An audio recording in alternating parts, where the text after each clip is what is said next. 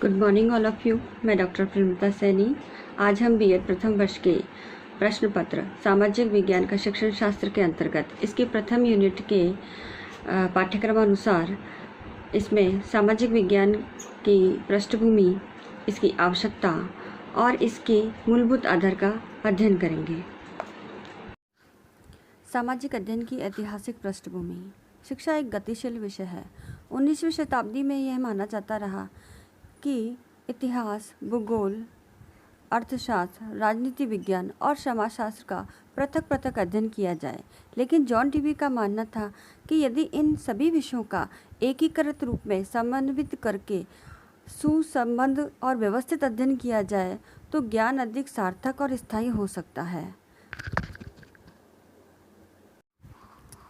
ज्ञान के इसी एकीकरण के फलस्वरूप इसका आरंभ सर्वप्रथम संयुक्त राज्य अमेरिका में हुआ। इस समय तक सामाजिक विज्ञान के अंतर्गत इतिहास, अर्थशास्त्र और राजनीति विज्ञान से संबंधित शिक्षण सामग्री का ही संयुक्त रूप में अध्ययन कराया जाता था। इसको नामकरण 1892 में किया गया और उसके पश्चात इसमें समाजशास्त्र को सम्मिलित किया गया।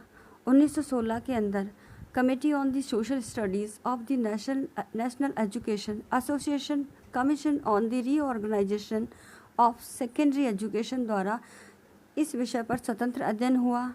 इसके पश्चात 1921 में अमेरिका में एक संयुक्त राष्ट्र परिषद का गठन किया गया और 1934 में सोशल स्टडीज़ के ऊपर एक कमीशन नियुक्त किया गया जो इन विषयों पर अनुसंधान करता था और अनुसंधान करने के बाद सामाजिक विज्ञान के अंतर्गत आने वाले जितने भी विषय हैं, चाहे वो अर्थशास्त्र हो, इतिहास हो, भूगोल हो, राजनीति विज्ञान हो या फिर समाजशास्त्र हो, इन सभी के अध्ययनों को एकीकृत स्वरूप प्रदान करके सामाजिक विज्ञान के अस्तित्व को स्वीकार किया गया और इसको अंत में एक क्षेत्रीय अध्ययन के रूप में मान्यता प्रदान की गई।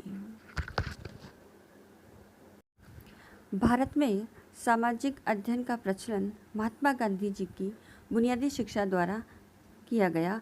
इसके पश्चात शिक्षा से संबंधित कई आयोगों का गठन हुआ, जिसमें सन 1952-54 में मुदालियर कमीशन, 1964-66 में कोठारी कमीशन द्वारा भी सामाजिक अध्ययन को विशेष महत्व देकर मान्यता प्रदान की गई और आज भी हम इसे एक विषय के रूप में माध्यमिक स्तर तक अध्ययन करते हैं।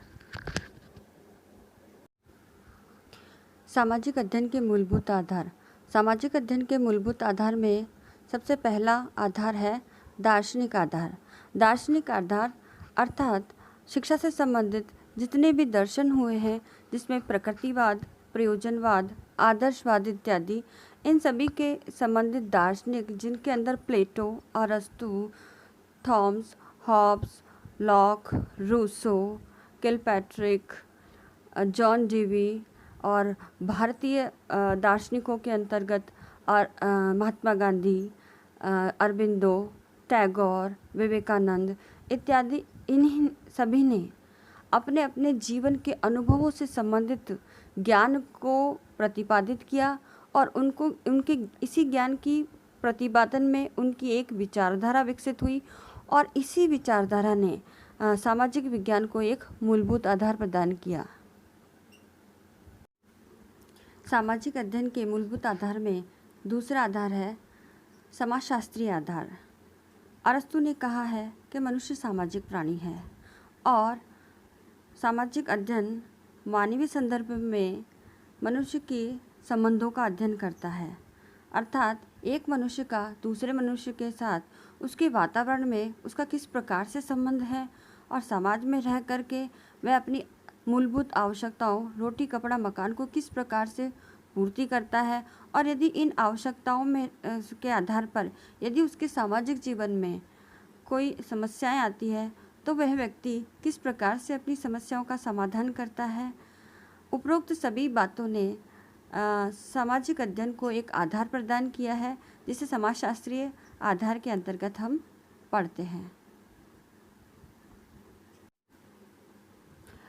सामाजिक अध्ययन के मूलभूत आधार में तीसरा आधार है